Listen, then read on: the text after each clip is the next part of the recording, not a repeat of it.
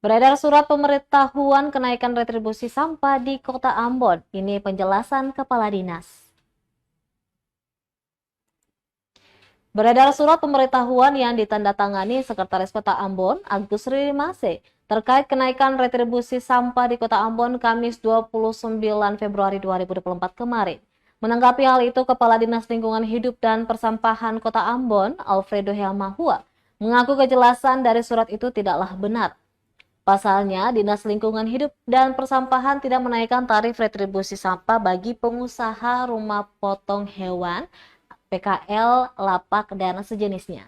Namun, pihaknya hanya berupaya memperluas penarikan retribusi tersebut di luar pasar Mardika guna menaikkan pendapatan asli daerah.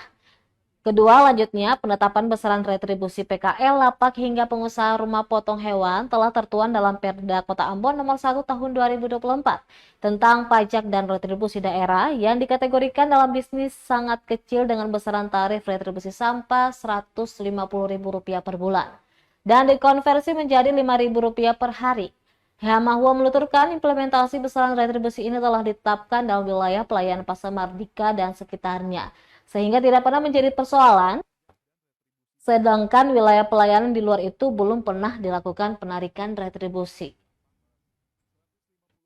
Download Tribun X sekarang, menghadirkan lokal menjadi Indonesia.